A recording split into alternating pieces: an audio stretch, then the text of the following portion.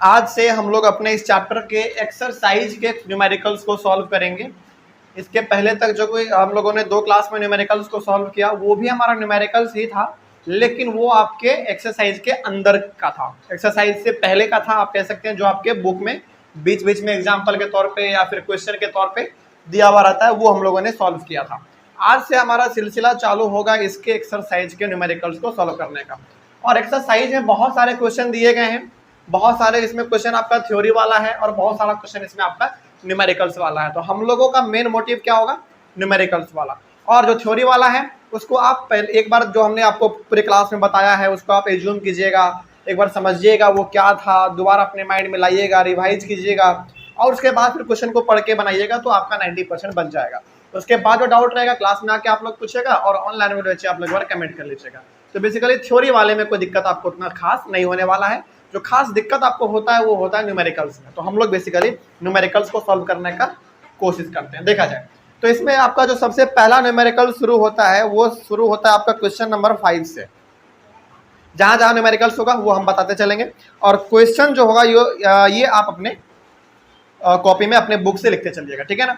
और नया वाला बुक है चूंकि, तो नया वाले बुक के अकॉर्डिंग हम पेज नंबर बता देते हैं।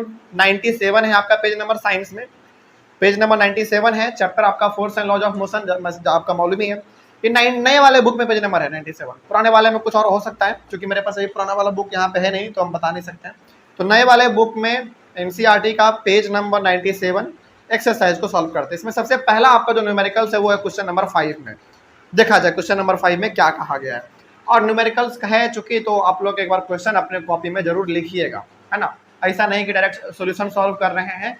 और ऐसा कई बार आपके साथ क्या होगा, और यदि आप केवल सॉल्यूशन लिखेंगे एग्जाम के टाइम में आप रिवाइज करना चाहेंगे तो आपको पता नहीं चलेगा कि ये कौन से क्वेश्चन का सॉल्यूशन है। तो क्वेश्चन भी आप लोग लिख लीजिएगा, ठीक है ना। चलिए शुरू करते हैं। सॉल्यूशन नंबर 5 हम लोग इसका बनाते हैं।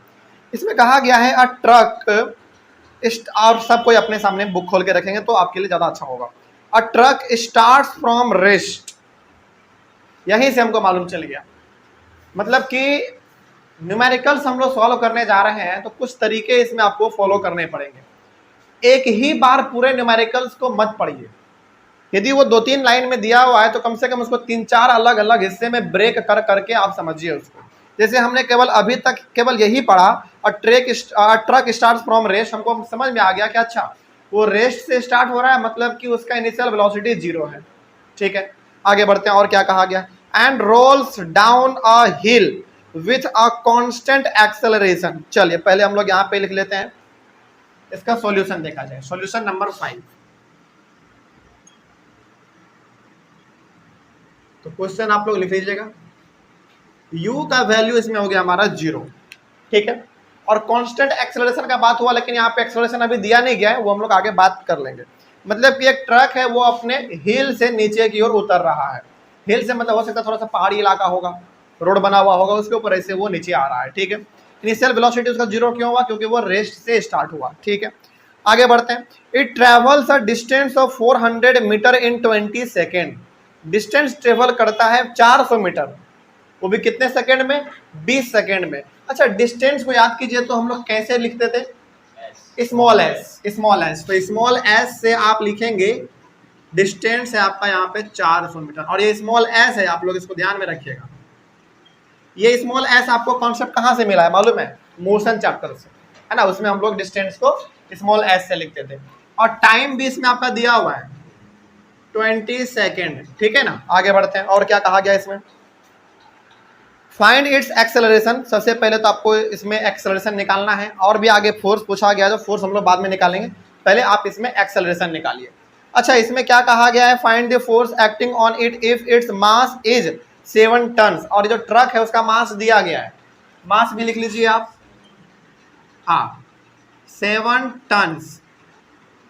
और हिंट में बगल में दिया हुआ है कि 1 टन में होता है 1000 kg। तो 7 टन में कितने हो गए? 7000 kg। और इसका मतलब हो गया कि उस ट्रक का जो पूरा मास है वो 7000 है। और हो भी सकता है, ट्रक तो बहुत भारी भी होता है ना, तो हो सकता है, इसमें कोई शक वाली बात नहीं है। तो सबसे पहले हमको निकालना है इसमें एक्सेलरेशन, ठीक है। उसके बाद फोर्स भी पूछा है तो फोर्स हम लोग बाद में निकालेंगे, पहले एक्सेलरेशन निकालिए। अब जरा देखिए यहाँ पे हमने आपको पहले वाले क्लास में ही कहा था कि ये चैप्टर कंप्लीटली आपका कनेक्टेड है मोशन चैप्टर से, ठीक है ना। तो अब यहाँ पे आप केवल ये मत सोचिए कि आपको इसमें formula force and laws of motion का ही लगाना पड़ेगा, नहीं। कई बार क्या होगा, आपको इसमें मोशन चैप्टर का भी फॉर्मूला लगाना पड़ सकता है। जैसे इस वाले सवाल को देखिए, इस वाले सवाल में आपके पास u है, s है, t है और मास है, ठीक है। और इन चारों के मदद से कहा गया कि आप एक्सेलरेशन को निकालो। यदि आप force and laws of motion के किसी भी फॉर्मूला को आप लगाइएगा तो एक्सेलरेशन आप नहीं निकाल पाइएगा। इसका मतलब है कि कहीं ना कहीं इसमें हमारा मोशन चैप्टर का फॉर्मूला लगेगा। और मोशन चैप्टर में बेसिकली खास करके आपने 3 फॉर्मूला पढ़ा था, एक बार हम आपको याद दिला देते हैं फटाक से। पहला आपने पढ़ा था v equals to u plus a t, दूसरा आपने पढ़ा था s equals to u t plus half a t square, और तीसरा आपने पढ़ा था v square minus u square equals to 2as। आपने ये चीज पढ़ा था। चल, तो अब जरा आप सोच के बताइएगा हमको यहाँ पे कि 1 2 3 4 चीज है आपके पास और आपको निकालना है एक्सेलरेशन। मतलब कि फिलहाल अभी आपको एक्सेलरेशन पता करना है और आपके पास 4 चीज दिया हुआ है। तो इन तीनों फॉर्मूला में से बताइए आप एक्सेलरेशन को निकालने के लिए कौन सा फॉर्मूला इस्तेमाल कीजिएंगे, जबकि एक्सेलरेशन इसमें भी है, इसमें भी है और इसमें भी है, लेकिन आपको सही फॉर्मूला का चुनाव करना पड़ेगा। तो बताइए कौन सा लगाना चाहिए? सेकेंड वाला लगाना चाहिए, बिल्कुल सही। सेकेंड वाला क्यों लगाना चाहिए? क्योंकि देखिए s है, s का वैल्यू दिया हुआ है, ठीक है। u है, u का भी वैल्यू दिया हुआ है, t है, t का वैल्यू भी दिया हुआ है, हाफ तो फॉर्मूला में ही है, a आपको निकालना है और टाइम है, और टाइम भी हमको दिया हुआ है। तो हमारा सेकेंड वाला फॉर्मूला बिल्कुल सही बैठ जाएगा। फिर सवाल है कि सर पहला वाला और तीसरा वाला क्यों नहीं? क्योंकि पहले वाले में आपको चाहिए v नहीं है आपके पास, और आपको u भी चाहिए, u भी नहीं है आपके पास, सॉरी ये a, तो a भी नहीं है आपके पास। जब 2 चीज आपको नहीं मालूम है तो ये वाला आप फॉर्मूला कैसे लगा सकते हैं? और हमेशा इस बात को आप याद रखिएगा, जैसे मान लीजिए इस फॉर्मूले में टोटल कितने चीज हैं? 1 2 3 4 चीज है। तो फॉर्मूला में जितना चीज रहे उससे एक कम यदि आपको वैल्यू दिया हुआ रहे तो आप चौथा चीज निकाल सकते हैं। जैसे मान लीजिए इसमें हमारे पास 4 चीज है, 4 चीज में से कोई भी 3 चीज यदि दे दिया तो चौथा हम लोग निकाल सकते हैं। लेकिन इसमें तो हमारे पास मात्र 2 ही चीज दिया हुआ है, u दिया हुआ है और t दिया हुआ है, एक कम पड़ गया। एक यदि और दिया हुआ रहता ना तो हम चौथा चीज निकाल सकते थे। तो ये वाला भी फॉर्मूला नहीं लगेगा, ये वाला भी नहीं लगेगा, क्योंकि इसमें भी हमको चाहिए v और a, जो कि मेरे पास नहीं है। It means formula number second हमारा बिल्कुल सटीक बैठ रहा है। अच्छा, फॉर्मूला नंबर सेकेंड में कितना चीज है? 1 2 3 4 चीज है, और 4 चीज में से 3 चीज हमारे पास पहले से, तो चौथा निकल जाएगा। चलिए इस वाले फॉर्मूले का इस्तेमाल करके हम लोग एक्सेलरेशन को पहले निकालते हैं। तो यहाँ पे आप लिखिएगा वी नो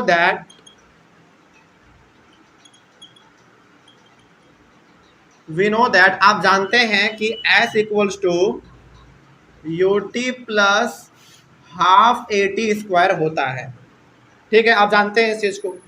आगे बढ़िए, अब बस वैल्यू पुट कीजिए। s का वैल्यू 400 है, u का वैल्यू 0 है, इनटू टाइम है आपके पास 20 सेकेंड प्लस हाफ है, इनटू a, वही तो आपको निकालना है। टाइम का स्क्वायर मतलब कि 20 इंटू 20 हम 2 बार लिख सकते हैं, ठीक है। आगे बढ़ते हैं, 400, इसको तो आप कीजिएगा तो 0 आ जाएगा, 0 प्लस ये 2 से आप इसको काट दो 10 टाइम्स, और अब आप 20 इंटू 10 200 इंटू a, तो 200a हो जाएगा हमारा। तो 200a, इस 0 का कोई मतलब है नहीं, तो 400 में आप ऐसे लिख लो 400 इक्वल्स टू 200a, और 400 ये हमारा 2 इधर आएगा, सॉरी 200 इधर आएगा तो डिवाइड में चल जाएगा, इक्वल्स टू a। मतलब कि इसको आप काटोगे तो आ गया आपके पास 2 मीटर पर second square equals to a। Acceleration आपका निकल गया। अब पहला काम आपका खत्म, यही चीज आपसे पहला पूछा गया था और पहला चीज आपने निकाल दिया। नेक्स्ट क्या पूछा गया है, चलिए वो पता कीजिए, सवाल को पढ़िए। नेक्स्ट क्या कहा गया है? नेक्स्ट आपसे पूछा गया है find the force acting on it if its mass is 7 ton. Basically आपसे कह रहा है फोर्स निकालो, ठीक है। अब फोर्स निकालने का फॉर्मूला हमारे पास बड़ा सिंपल है, hence F equals to ma। तो F इक्वल्स टू मास आपके पास मालूम है अब 7000 kg इंटू एक्सेलरेशन। तो F इक्वल्स टू 14,000 न्यूटन। बस हो गया। अच्छा, अब इसके सवाल को थोड़ा सा हम लोग समझ लेते हैं। आपने वैल्यू तो निकाल लिया, आपका आंसर आ गया, इतना ही है आपका आंसर।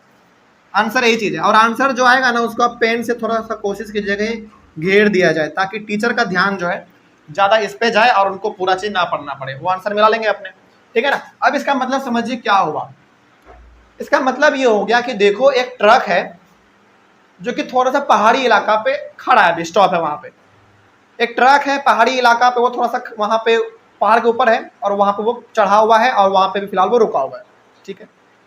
और उस ट्रक का टोटल मास जो है ना वो 7,000 kg है। ठीक है।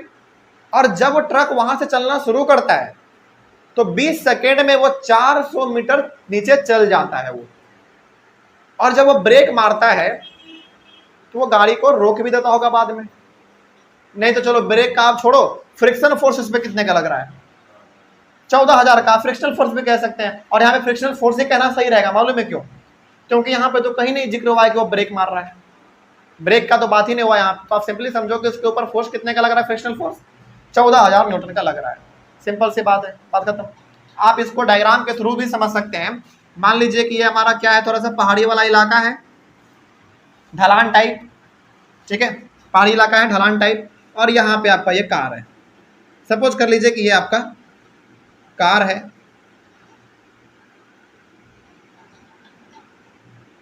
ये इधर से इधर की ओर जा रहा है। ठीक है।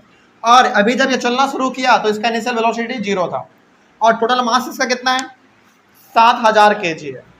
और वो यहाँ से यहाँ तक मान लीजिए 400 मीटर यहाँ तक होगा और वो 400 मीटर मात्र 20 सेकेंड में ही चल जाता है। तो बताइए कि फ्रिक्शनल फोर्स उस पे, यानी कि जो पहाड़ का नीचे वाला सरफेस है वो टायर पे कितने का फ्रिक्शनल फोर्स लगा रहा है? तो 14,000 न्यूटन का लगा रहा है। आप इसको ऐसे भी समझ सकते हैं, अब तो कोई दिक्कत नहीं इसमें। हो गया। चलिए आगे बढ़ते हैं। तो सवाल नंबर 5 आपका कंप्लीट हुआ। सॉल्यूशन नंबर 6 पे आइए। तो फॉर्मूला आपको ये वाला भी थोड़ा सा मालूम होना चाहिए। हालांकि यदि आप इसमें इसके गहराई में नहीं जाना, आपको केवल फॉर्मूला आप देख लीजिए, उतना से काम चल जाएगा आपका। ठीक है। सवाल नंबर 6 देखिए क्या कहा गया है। 6 में है अ स्टोन ऑफ 1 kg। रुक जाइए। क्यों रुक जाइए? क्योंकि इसमें एक स्टोन है जिसका मास 1 kg है। बस रुक जाइए, बस खत्म। तो यहाँ पे ना पहले पूरा नहीं पढ़ना है, धीरे धीरे पढ़ते चलिए, वैल्यू को निकालते चलिए, यहाँ पे लिखते चलिए। तो मास कितना दिया हुआ है? 1 kg। पत्थर एक छोटा सा 1 kg उसका मास है। ठीक है। Is thrown with a velocity of 20 metre पर second across the frozen surface of a lake and comes to rest बोल दिया after travelling a distance of 50 metre. बहुत कुछ कह दिया यहाँ तक, समझिए। पहले सबसे पहली बात तो एक पत्थर है, उसका मास है 1 kg। ठीक है। और कभी आप देखें जब जहाँ पे थोड़ा सा बहुत ठंडा वाला जगह होता है ना, वहाँ का लेक भी यानी कि झील भी पूरी तरीके से वो बर्फ बन जाता है। तो क्या किया जाता है, उसी पत्थर को 1 kg पत्थर को उस बर्फ के ऊपर, जो जमा हुआ बर्फ है उसके ऊपर उसको इसे फेंका जाता है। तो जब फेंका जाता है तो उस समय जब फेंका उस समय पर उसका वेलोसिटी कितना है? 20 मीटर पर सेकेंड। और ऑब्वियस ये बात है जब हमने फेंका है तो वो जाके बाद में रुकेगा। इसका मतलब हो गया कि इनिशियल वेलोसिटी उसका कितना? 20 मीटर पर सेकेंड, और लास्ट में जाकर वो रुक जाएगा, मतलब कि फाइनल वेलोसिटी उसका 0 हो जाएगा। ठीक है। और आगे बढ़ते हैं। और जब हम उसको फेंकते हैं तो वो कितना दूर ट्रेवल करता है? 50 मीटर, 50 मीटर। इसका मतलब स्मॉल एस का वैल्यू यहाँ पे भी आपको 50 मीटर दिया होगा। ये आपके पास इतना सारा वैल्यू दिया गया है। आगे बढ़ते हैं। What is the force of friction between the stone and the ice? तो ऑब्वियस ये बात है भाई, हमने यदि 1 kg पत्थर को, 1 kg के पत्थर को हमने बर्फ के ऊपर ऐसे फेंका है तो वो कुछ दूर तक तो जाएगा, लेकिन जाके फिर वो आराम से रुक भी जाएगा। तो वही हमको बताना है कि आखिर पत्थर और बर्फ के बीच में फ्रिक्शनल फोर्स कितने का लगा, तब जाके वो पत्थर जो है वो रुक गया। तो हमको बेसिकली क्या निकालना है? फोर्स निकालना है। चलिए फोर्स निकालते हैं। लेकिन फोर्स निकालने का फॉर्मूला होता है F is equal to ma। F is equal to ma। Mass तो आपके पास है, इसमें कोई दिक्कत नहीं आएगी आपको। दिक्कत आएगा आपको एक्सेलरेशन में। लेकिन अब हमारे पास 3 फॉर्मूला है, इसको देख के आप एक्सेलरेशन निकाल सकते हैं। बताइए, आपके पास ये सब चीज दिया हुआ है, आप कौन सा फॉर्मूला लगाना चाहेंगे? थर्ड वाला। बिल्कुल सही है। देखिए, क्योंकि थर्ड वाले में हमको भी चाहिए, भी दिया हुआ है, u चाहिए, u भी दिया हुआ है, 2 तो फॉर्मूला में ही है, एक्सेलरेशन चाहिए हमको और एस तो हमारा यहाँ पे दिया ही हुआ है, तो हमारा थर्ड नंबर यहाँ पे लगाना सही रहेगा। फर्स्ट और सेकंड नहीं रहेगा, आप इसको कैलकुलेट कर लीजिए, क्योंकि इसमें हमेशा आपका 2 चीज कम पड़ जाएगा। यदि 4 चीज है तो 2 चीज कम पड़ेगा, लेकिन इसमें आपका सटीक बैठ रहा है, तो इसमें हम लोग लगा देंगे। तो अब यहाँ पे लिखेंगे आप वी नो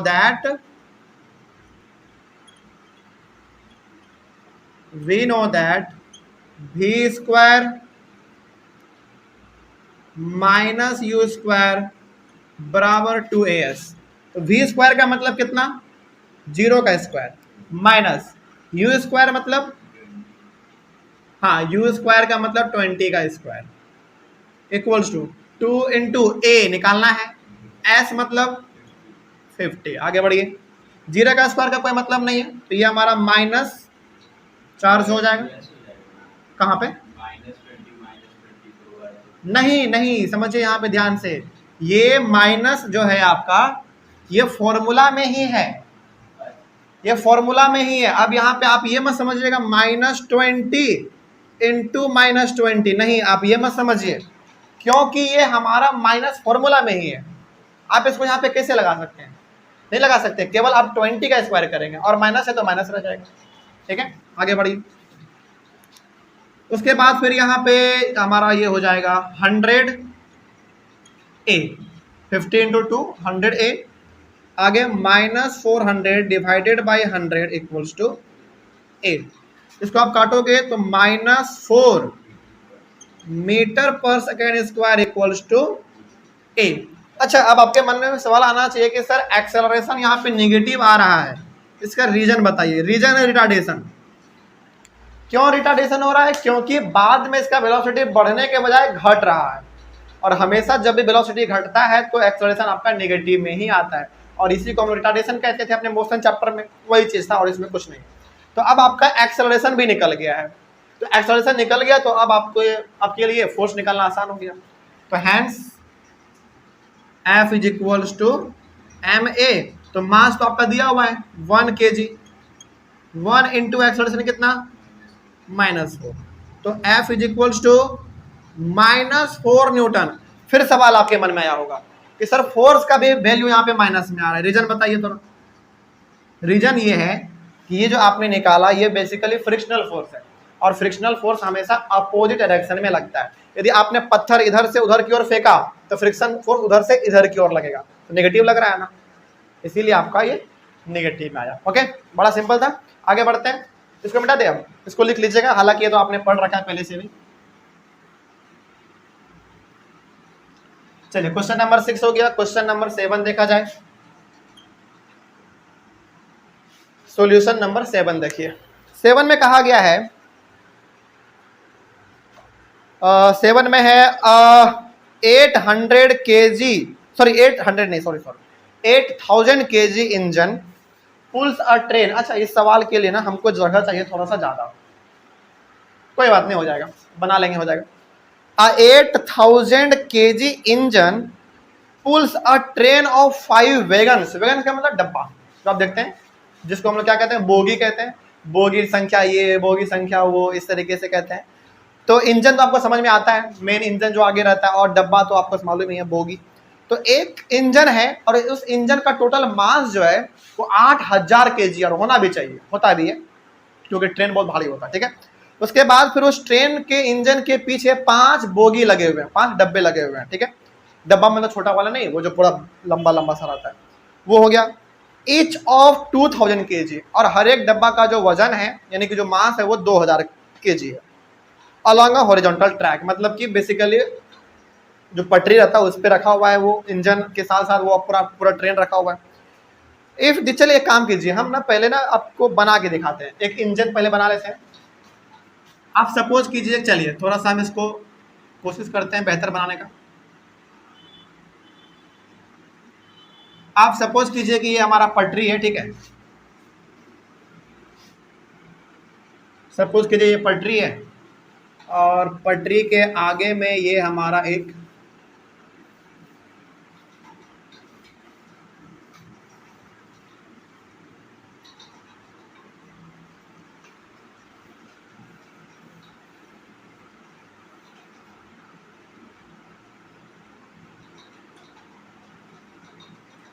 इधर आदमी है, ठीक है, समझना है आपको बस।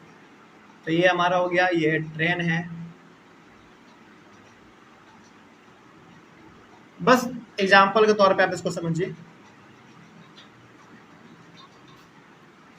और यहां तक आप समझ लो कि इसका इंजन है, यहां तक इसका क्या है, इंजन है, और इसमें 5 डब्बे लगे हुए हैं टोटल।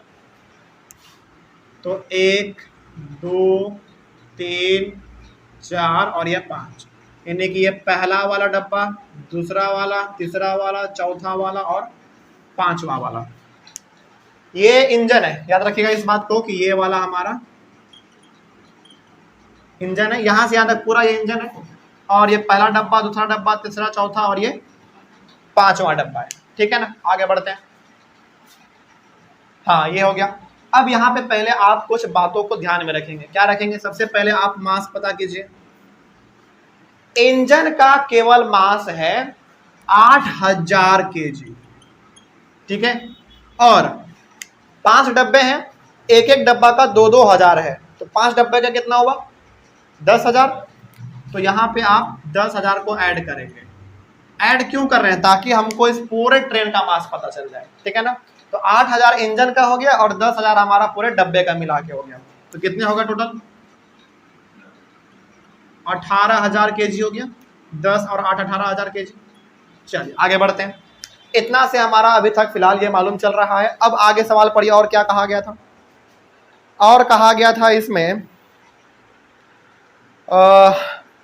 उसके बाद, if the engine exerts a force of 40,000 Newton and the track offers a friction force of 5,000 Newton, then calculate। देखिए, ये जो इंजन है, ट्रेन हमारा इधर से इधर की ओर आगे बढ़ रहा है, तो ट्रेन इन सारे डब्बों को खींचने के लिए जो फोर्स लगा रहा है वो 40,000 न्यूटन फोर्स लगा रहा है।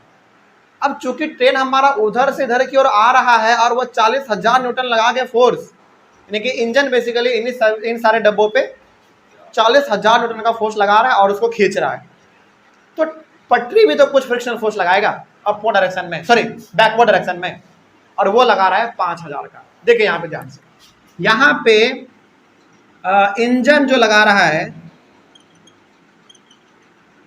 Engine force equals to 40,000 newton, यानी कि इंजन जो फोर्स लगा रहा है वो 40,000 न्यूटन फोर्स लगा रहा है, लेकिन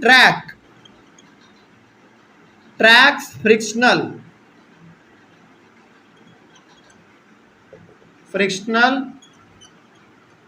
फोर्स वो 5,000 न्यूटन लग रहा है। मतलब कि ट्रेन हमारा जब इधर से इधर की ओर आगे बढ़ रहा है, तो ये इंजन इन सभी डब्बों पे टोटल मिला के 40,000 न्यूटन का फोर्स लगा रहा है, और जो हमारा ट्रैक है वो इधर से इधर, यानी कि क्योंकि हमेशा फ्रिक्शनल फोर्स किस में, अपोजिट डायरेक्शन में लगता है, तो ये इधर की ओर 5,000 न्यूटन का फोर्स लगा रहा है, ठीक है। इतना ही सवाल में आपको दिया हुआ था। अब इसमें 2 बात आपसे पूछा गया है। पहला क्या पूछा गया है? देखिए आप, पहला पूछा है the net accelerating force. Net accelerating force, net का मतलब जब भी हो जाए बेसिकली ये आपसे डिफरेंस पूछ रहा होता है।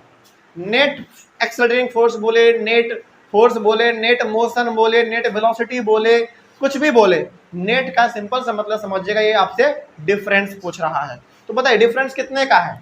तो यहां पे आप लिखेंगे नेट एक्सेलरेटिंग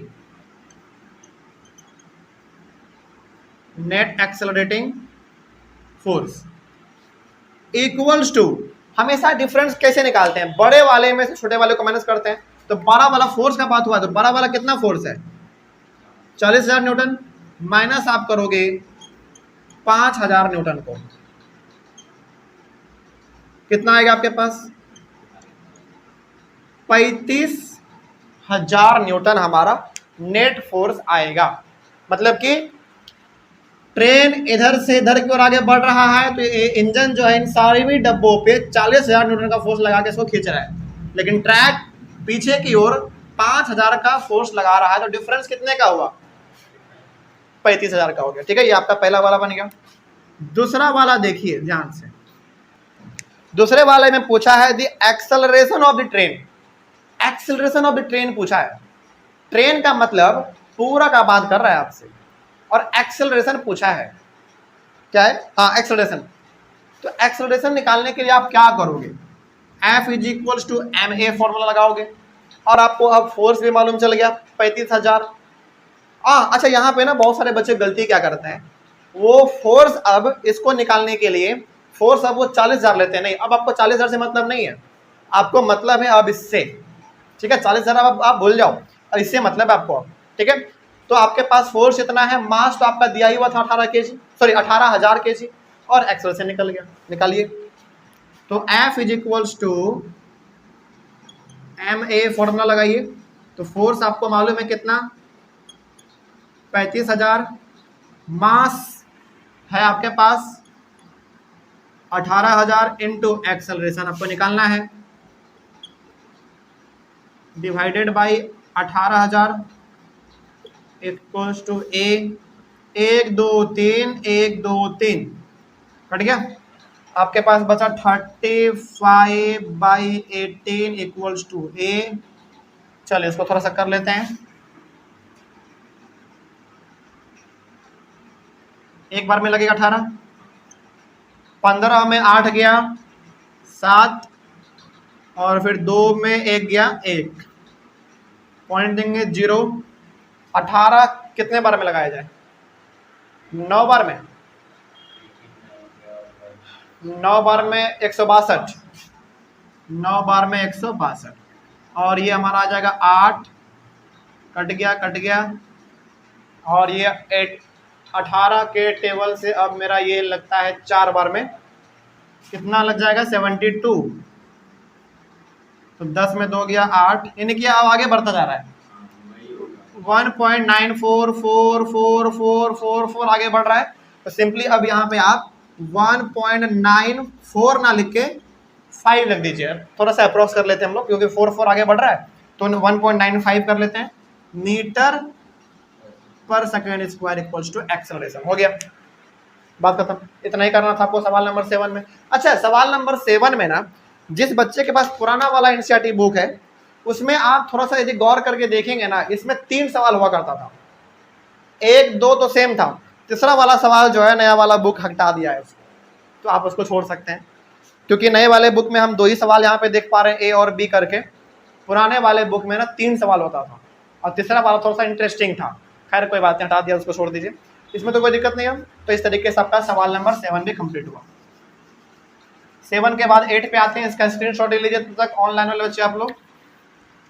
अच्छा, इसमें क्या पूछा गया था आपसे? केवल इसमें आपसे 2 चीज पूछा गया था, एक ये चीज था आपका, और ये आपका एक एक्सेलरेशन था।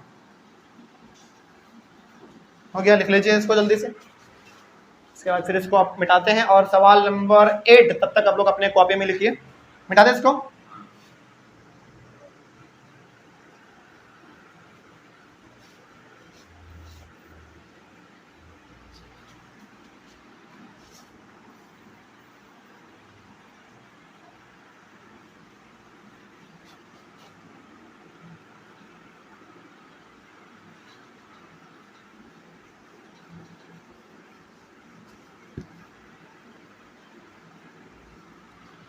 सवाल नंबर 8 पे आइए। क्या कहा गया है 8 में, पहले देख लिया जाए।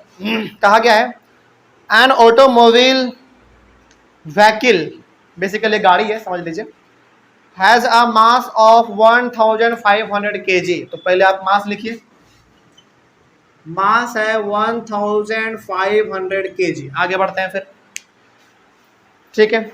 What must be the force between the vehicle and the road if the vehicle is to be stopped with a negative acceleration of 1.7 metre पर सेकेंड स्क्वायर। इसमें ना नेगेटिव एक्सेलरेशन पहले ही कह दिया, इसका मतलब कि आपको यहाँ पे ए का वैल्यू जो है वो माइनस में ले लेना है पहले से ही, और ये आपके लिए सबसे बड़ा हिंट का काम कर दिया।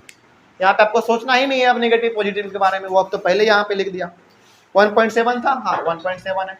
तो यहाँ पे अब आपसे पूछा यह जा रहा है कि देखो, एक गाड़ी है जिसका मास 1500 kg है, उसका मास उतना है, और उसका फिलहाल अभी जो एक्सेलरेशन है वो इतना है, 1.7 मीटर पर सेकंड स्क्वायर, लेकिन निगेटिव में है। ठीक है, तो आपको बताना है कि उस गाड़ी के टायर और रोड दोनों के बीच में फ्रिक्शनल फोर्स कितने का लग रहा है। अच्छा एक बात बताइए, आपका एक्सेलरेशन नेगेटिव में दिया गया तो फोर्स हमारा नेगेटिव में आएगा या पॉजिटिव में आएगा? फ्रिक्शनल फोर्स का बात कर रहे हैं। हाँ, एक्सेलरेशन नेगेटिव में है, फ्रिक्शनल फोर्स, क्योंकि हमको फ्रिक्शनल फोर्स निकालना है। देखिए वो भी नेगेटिव ही आएगा, क्योंकि फ्रिक्शनल फोर्स हमेशा किस में आएगा? आपका नेगेटिव में। क्यों? क्योंकि वो अपोजिट डायरेक्शन में लगता है। चलिए देख लेते हैं इसको, देखिए ध्यान से। तो बेसिकली आपसे फ्रिक्शनल फोर्स पूछा गया है और फोर्स निकालने का फॉर्मूला F = ma, दोनों चीजें आपके पास, तो आसान हो जाएगा हमारे लिए।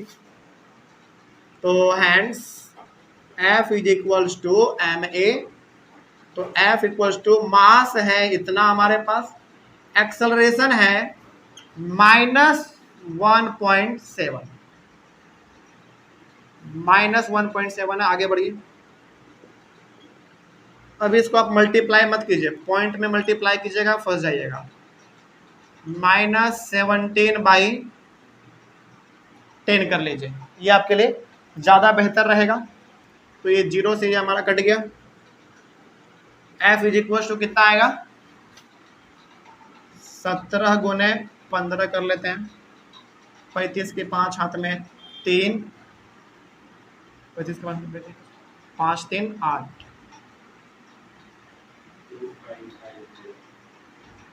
कितना? 2550 न्यूटन, लेकिन नेगेटिव में। ठीक है, यही निकालना था आपको। इसका मतलब भी समझ लीजिए थोड़ा सा, इस सवाल का मतलब भी समझिए थोड़ा। इस सवाल का मतलब है कि देखो, एक गाड़ी है जिसका मास 1500 kg दिया गया है और वो इधर, मान लीजिए सपोज कर लीजिए कि वो इधर से इधर की ओर जा रहा है। ठीक है, और एक्सेलरेशन नेगेटिव में दिया है, इसका मतलब है कि गाड़ी बाद में जाके अपने आप को रोक ले रहा है, और रोक ले रहा है मतलब उसका वेलोसिटी घट रहा है ना, और जब भी वेलोसिटी घटता है तो एक्सेलरेशन आपका यानी कि रिटार्डेशन होता है और वो नेगेटिव में आता है। और जब एक्सेलरेशन आपका नेगेटिव में आया तो यहाँ पे फ्रिक्शनल फोर्स भी आपको किस में आना चाहिए? नेगेटिव में आना चाहिए। मतलब कि गाड़ी आप इधर की ओर चला रहे हैं तो आप ब्रेक मारेंगे तो फ्रिक्शनल फोर्स आपका अपोजिट डायरेक्शन में लगेगा, तो अपोजिट का मतलब है नेगेटिव, इसीलिए आपका फ्रिक्शनल फोर्स भी नेगेटिव में ही आएगा। कोई दिक्कत है इसमें? इस तरीके से आपका बन गया। आगे बढ़िए, फिर सवाल नंबर 8 हो गया, सवाल नंबर 9 की ओर बढ़ा जाए। सवाल नंबर 9 देखिए क्या है। सवाल नंबर 9 तो बेसिकली आपका MCQ है, इसमें 4 ऑप्शन दिया गया है, इसको देख लेते हैं। What is the momentum of an object of mass m? कोई भी ऑब्जेक्ट है उसका जो मास है वो m दिया गया है। ठीक है, और मूविंग विथ अ वेलोसिटी, और वेलोसिटी जो है वो कितना है भाई? मूविंग विथ अ वेलोसिटी, और वेलोसिटी v के साथ वो मूव कर रहा है। वेलोसिटी = v दिया हुआ है। ठीक है, इसका मोमेंटम पूछा गया है, तो आपको सिंपल से मालूम है क्या होता है? P = mv। तो mv आपका कौन सा ऑप्शन है? देख लीजिए जरा, mv आपका ऑप्शन होगा मेरे हिसाब से D वाला, तो ऑप्शन नंबर D जो है वो आपका सही हो जाएगा। ऑप्शन नंबर D है, हाँ बिल्कुल सही। तो यही होता है हमारा मोमेंटम का। बड़ा सिंपल था। m मतलब मास मतलब m, वेलोसिटी मतलब स्मॉल v, और मोमेंटम का फॉर्मूला P = mv, तो ऑप्शन नंबर आपका D सही होगा। चलिए आगे बढ़ते हैं। सवाल नंबर 9 के बाद 10 पे आइए, solution number 10।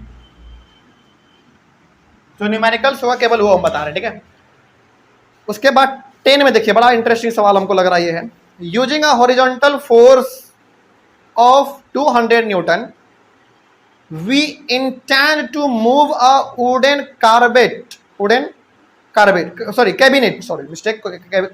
cabinet across a floor at a constant velocity.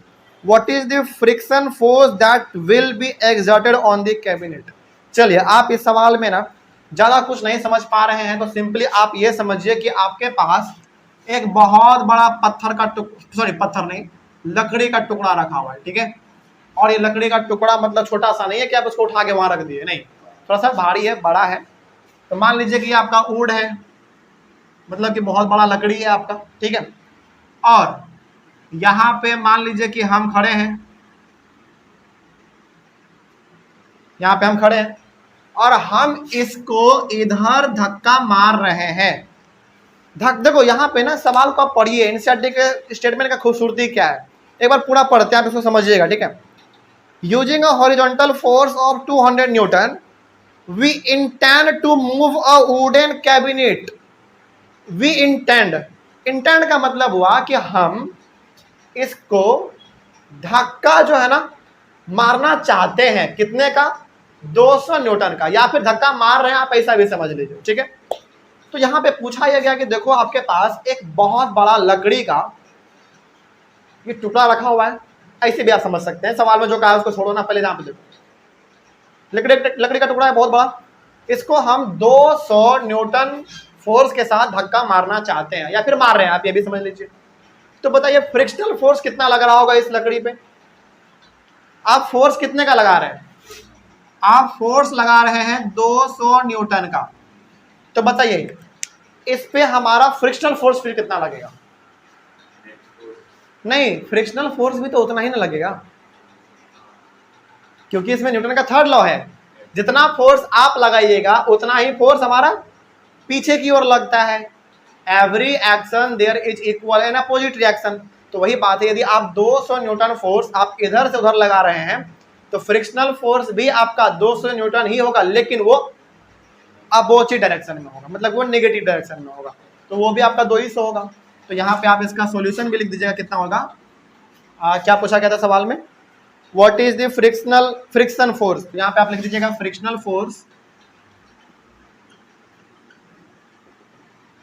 Frictional force equals to 200 newton, और आप चाहे तो यहाँ पे नेगेटिव का भी साइन लगा दीजिएगा। हालांकि नेगेटिव का साइन नहीं भी लगाइएगा ना तो समझ में आ रहा है कि आपने बात किसके बारे में किया है, फ्रिक्शनल फोर्स के बारे में बात किया है। तो फ्रिक्शनल फोर्स का मतलब ही होता है नेगेटिव। आप यहाँ पे चाहें तो माइनस का साइन लगा भी सकते हैं, नहीं भी लगा सकते हैं, क्योंकि फ्रिक्शनल फोर्स का मतलब ही होता है नेगेटिव, तो उससे कोई बड़ा फर्क नहीं पड़ने वाला। तो ये आगे होगा, यही हो गया आपका। तो फ्रिक्शनल फोर्स इसमें आपका 200 न्यूटन होगा, क्योंकि जितना फोर्स आप लगाएंगे उतना फोर्स आपका बैकवर्ड की ओर लगेगा, ठीक है ना।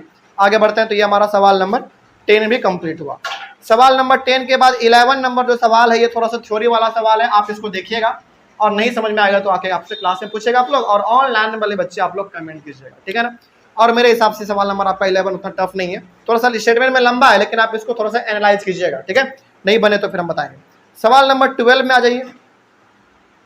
सवाल नंबर 12 में, हाँ चलिए 12 हमारा न्यूमेरिकल है। 12 नंबर, 11 नंबर आप लोग ट्राई कीजिएगा, ये थ्योरी वाला पार्ट है, ठीक है ना। 12 में क्या कहा गया पहले समझिए। इसमें कहा गया है a hockey ball of mass 200 ग्राम। एक हॉकी बॉल है जो कि हॉकी बॉल में, हॉकी में जो बॉल छोटा सा इस्तेमाल होता है ना, हाँ व्हाइट कलर का जो होता है, उसका मास दिया गया है 200 ग्राम। इट मीन्स 200 बाई 1000 kg में हमने इसको कन्वर्ट कर लिया। ओके आगे बढ़ते हैं। A hockey ball of mass 200 gram traveling at 10 meter per second is struck by a hockey stick so as to return it along its original path with a velocity of 5 meter per second. Calculate the magnitude of change of momentum occurred in the motion of the hockey ball by the force applied by the hockey stick. मतलब इसका समझिए थोड़ा सा, हम इसको diagram से समझाते हैं, ठीक है। जैसे मान लीजिए कि हमारा ये हॉकी का पूरा ग्राउंड है पूरा, और यहाँ पे हमारा एक हॉकी बॉल रखा हुआ है, ये हमारा हॉकी बॉल है, ठीक है। और ये हमारा एक हॉकी स्टिक है, कुछ ऐसा ही होता है ना, हॉकी स्टिक कुछ ऐसा ही होता है, यहाँ पे पकड़ने वाला होता है, और हॉकी बॉल थोड़ा सा ऐसा ही होता है लगभग। इसको ये क्या कर रहा है, ये जो है मेरा, इसने इसको मारा और ये इधर की ओर जाना शुरू कर दिया, मतलब कि यहाँ पे मेरा बॉल आ गया। मतलब कि मान लीजिए यहाँ पे कोई हॉकी प्लेयर था, चलो आपको यदि थोड़ा सा 3D की तरह समझना है तो आप ऐसे भी समझ सकते हैं।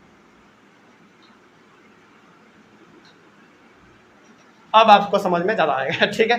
तो यहाँ पे एक लड़का है जो कि जिसके हाथ में एक हॉकी स्टिक है, वो क्या किया, इस हॉकी बॉल को मारा और हॉकी बॉल हमारा लुढ़कते लुढ़कते लुढ़कते वो यहाँ से लेकर यहाँ पे आ गया। तो जब पहली बार मारा ना तो जब पहली बार मारा तो उसका वेलोसिटी था 10 मीटर पर सेकेंड, ठीक है। अब दूसरा हॉकी प्लेयर आया, वो यहां पे है, वो यहां पे है, और उसके हाथ में भी हमारा एक हॉकी स्टिक है।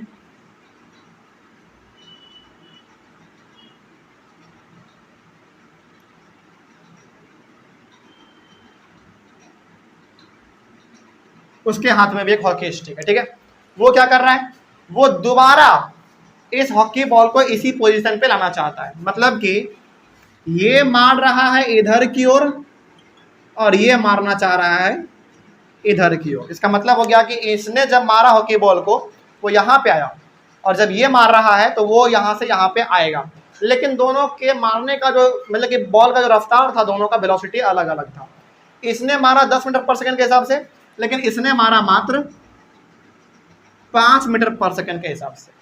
इसका मतलब है कि जब इन्होंने मारा होगा तो हॉकी बॉल मेरा जल्दी यहाँ से यहाँ पहुँच गया होगा, और जब ये मारा तो ये यहाँ से यहाँ पहुँचने में थोड़ा सा समय दोगुना लेगा, क्योंकि वेलोसिटी उसका क्या है, कम है। धीरे से मार रहा है वो, तो धीरे धीरे पहुँचेगा, ठीक है। चलो अब समझिए ध्यान से, मास आपके पास कितना था, 200 सॉरी कितना था मास इसमें, हाँ 200 ग्राम था। तो 200 को हमने केजी में कन्वर्ट किया। अब जब इसने मारा उधर तो ये वेलोसिटी हमारा किस में होना चाहिए, जरा बताइए तो, पॉजिटिव वेलोसिटी होना चाहिए। लेकिन जब इसने मारा रिवर्स बैक मारा तो ये हमारा कैसा होना चाहिए, नेगेटिव होना चाहिए। तो ये हमारा नेगेटिव है। बस यही चीज आपको हम समझाना चाहते थे डायग्राम के थ्रू। अब ये चीज आपको समझ में आ गया, आराम से बन जाएगा। क्या निकालना आपको इसमें, चेंज इन मोमेंटम निकालना है। तो चेंज इन मोमेंटम निकालते हैं। अच्छा, चेंज इन मोमेंटम कैसे निकलता है, हमेशा बड़े वाले में से छोटे वाले को माइनस कीजिए। तो चलिए पहले निकालते हैं हम लोग। तो सबसे पहले निकालते हैं, चलो सबसे पहले आप निकालना चाहते हो, इसके लिए निकाल देते हैं। पहले आप इसको B1 मान लीजिए, यानी कि पहला वाला बॉल, और आप इसको B2 मान लीजिए, दूसरा वाला बॉल, ठीक है ना। आप इसको ऐसे भी मान सकते हैं। तो यहाँ पे आप कर लो मोमेंटम के लिए P1 इक्वल्स टू mv, ठीक है ना। तो P1 का मतलब हो गया पहला वाला मोमेंटम, यानी कि बॉल पहले वाले बॉल के लिए बात कर रहा है। तो इसको आप निकालेंगे तो P1 आपका कितना आएगा, 200। देखो इसमें मास में कोई बदलाव नहीं आएगा क्योंकि गेंद हमारा एक ही है, ठीक है। इनटू वेलोसिटी कितना था पहले वाले में, 10 था। ये बात समझ में आ रही है। ये पहला वाला बॉल का मतलब हो गया मोमेंटम हमारा पहला वाला। P2 के लिए हम दूसरा वाला निकाल लेंगे। तो इसमें हमारा इससे ये कट जाएगा, 1 0 1 0 1 0 1 0। तो P1 कितना आ गया, 2 kg मीटर पर सेकेंड। इसी तरीके से निकालता था हमारा।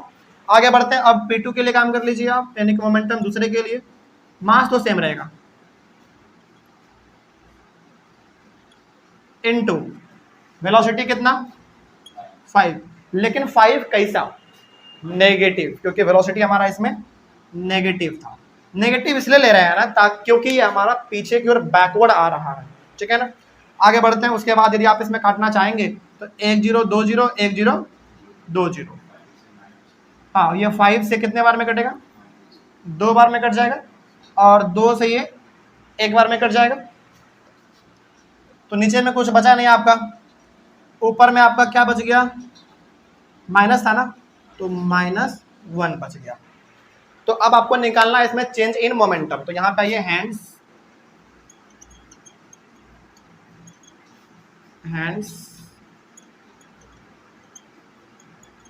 Change in momentum equals to, देखिए change in momentum equals to, यहाँ पे आप P2 माइनस P1 मत समझिए, P2 और P1 माइनस क्यों नहीं समझिए, क्योंकि हम लोग हमेशा चेंज कब निकालते हैं, मतलब कि बड़े वाले में से छोटे वाले को माइनस करते हैं, है ना। तो इसमें हमारा बड़ा वाला कौन है, P1 है, छोटा वाला कौन है, P2 है, क्योंकि ये वैल्यू हमारा माइनस में, तो ऑब्वियस सी बात है 2 से छोटा ही है। तो यहाँ पे हमारा हो जाएगा P1 minus P2, sorry minus होगा ना, P1 माइनस P2। अब यहीं पे आप निकाल लो, P1 आपका है 2 माइनस P2 का वैल्यू कितना है -1। तो कितना आएगा 2 + 1 = 3। यही हो गया आपका चेंज इन मोमेंटम। और चूंकि आप मोमेंटम निकाल रहे थे तो आप यहाँ पे kg/s लिख दीजिए, ये हो गया आपका आंसर। तो यहाँ पे आप कंफ्यूज मत होइएगा कि सर चेंज इन मोमेंटम तो हमेशा P2 - P1 निकलता है, नहीं, यहाँ पे उससे मतलब नहीं है, यहाँ पे मतलब है वैल्यू से, हमको किसका वैल्यू बड़ा है और किसका वैल्यू छोटा है। तो वैल्यू इसका बड़ा है तो हमेशा बड़े वाले में छोटे वाले को माइनस करके हम लोग चेंज निकालते हैं। और याद कीजिए आप हमेशा उस मोशन चैप्टर में क्या करते थे, चेंज इन वेलोसिटी आप कैसे निकालते थे, v - u करते थे। v - u करते थे, इसका मतलब था कि v आपका हमेशा ज्यादा होता था और u आपका हमेशा कम होता था। और मान लीजिए यदि v आपका कम भी है तो फिर भी तो हम लोग वैसे ही करते थे। मतलब यहाँ पे आप ये देखिए कि वैल्यू हमारा कौन सा बड़ा है। हो गया बात खत्म। तो ये आपका निकल गया चेंज इन मोमेंटम। और सवाल नंबर 12 भी आपका कंप्लीट हुआ। 12 के बाद हमारा है 13 नंबर है। चलिए टाइम भी हो गया, कोई बात नहीं, 13 नंबर से कल कंटिन्यू करते हैं, कोई दिक्कत नहीं ना। तो जो हमारा बच गया, कितना बच गया, 13, 14, 15, 16, 17, जो इसमें न्यूमेरिकल्स होगा वो हम लोग बना लेंगे कल। यहाँ तक में कोई दिक्कत नहीं। इसका स्क्रीनशॉट ले लीजिए सबसे पहले आप लोग ऑनलाइन वाले बच्चे। तो आज हम लोगों ने 12 तक में जितने भी न्यूमेरिकल्स थे हम लोगों ने इसको सॉल्व किया। और अगले वाले क्लास में कुछ हमारा और इसमें बच रहा है, जिसको भी हम लोग करके अगले वाले क्लास में चैप्टर को कंप्लीट कर देंगे, ठीक है ना। चलिए तो मिलते हैं हम लोग अपने अगले वाले क्लास में। किसी भी प्रकार के सवाल में कोई डाउट रहा होगा तो आप लोग एक बार कमेंट कर लीजिएगा। हम लोग मिलेंगे अपने अगले वाले क्लास में। तब तक के लिए thank you very much and have a nice day. हम लोग सॉल्व कर रहे थे अपना न्यूमेरिकल्स, एक्सरसाइज वाला न्यूमेरिकल्स, और इसमें हम लोगों ने क्वेश्चन नंबर 1 से लेकर 12 तक के बीच में जितने भी हमारे पास न्यूमेरिकल्स थे उसको हम लोगों ने बना लिया था। यानी कि 12 तक देखा जाए तो हमारा बन चुका था, और केवल बात कर रहे हैं हम लोग न्यूमेरिकल्स का, ठीक है ना। आगे बढ़ते हैं। फिर आज हमारा सवाल होगा 13 नंबर। 13 से देखा जाए, क्योंकि न्यूमेरिकल्स इसमें हमारा 13 भी है, 14 भी है, 15 भी है, और आगे होगा तो और आगे हम लोग देखेंगे। और हम लोग बात कर रहे हैं नए वाले एनसीईआरटी बुक के अकॉर्डिंग, ठीक है। तो 12 तक में तो कोई दिक्कत नहीं था कल जो हम लोगों ने पढ़ा। चलिए कोई दिक्कत नहीं है, तो हम लोग आगे बढ़ेंगे। सवाल नंबर 13 देखिए। आप लोग सभी कोई ऑनलाइन प्लस ऑफलाइन हर कोई अपने सामने आप लोग बुक रखिए खोल के, और इससे आप पहले क्या करेंगे, सवाल को पढ़ेंगे, और हो सके तो आप सवालों को भी अपने कॉपी में लिख लिया कीजिए, क्योंकि एग्जाम के टाइम पे थोड़ा सा ये आपको अलग से ढूंढना नहीं पड़ेगा कि ये सॉल्यूशन किस नंबर क्वेश्चन का था, ठीक है ना। तो क्वेश्चन नंबर 13 देखा जाए क्या है। इसमें कह रहा है अ बुलेट ऑफ मास 10 ग्राम। बस तो रुक जाइए पहले ही यहाँ पे। अब बुलेट ऑफ मास 10 ग्राम का मतलब हो गया एक बुलेट है, बंदूक का वो गोली जो छोटा सा होता है, उसका मास है दिया हुआ 10 ग्राम। तो यहाँ पे आप वैल्यू भी लिखते चलिए। तो पहले ही हमको मालूम चल गया कि दिया हुआ है कितना, 10 ग्राम। इसका मतलब है कि 10/1000 kg का बात कर रहा है, ठीक है। तो जब भी कोई चीज उसके SI यूनिट में ना रहे उसको उसमें पहले कन्वर्ट कर लीजिए, ठीक है। आगे बढ़ते हैं फिर। तो एक बुलेट है जिसका मास है 10 gram, travelling horizontally with a velocity of 150 metre पर second, strikes a stationary wooden block and comes to rest in 0.03 second. मतलब ये हो गया कि ये जो हमारा बंदूक का गोली है इसका मास 10 ग्राम है, ठीक है। और ये हॉरिजॉन्टली जा रहा है। हॉरिजॉन्टली जा रहा है मतलब कि ऐसे हमने फायर किया और वो इस तरीके से जा रहा है। और जब वो जा रहा है तो उसका वेलोसिटी है 150 मीटर पर सेकेंड जाने का। और जब वो आगे गया तो एक बहुत बड़े वुडन ब्लॉक से, मतलब कि लकड़ी के एक बहुत सारे बड़े टुकड़े से वो जाके टकरा गया, और फिर वो किस में चला गया, रेस्ट में चला गया। तो रेस्ट में चला गया और उसका पहले वेलोसिटी कुछ और था। इट मीन्स ये जो 150 मीटर पर सेकेंड दिया गया है ये आपका इनिशियल वेलोसिटी दिया गया है, और फाइनल वेलोसिटी इसका 0 हो जाएगा, क्योंकि टकरा के वो रुक जाएगा, 0 हो जाएगा। तो यहाँ पे आप लिखेंगे इनिशियल वेलोसिटी जो है वो आपका 150 मीटर पर सेकेंड दिया हुआ है, और v हो जाएगा आपका 0।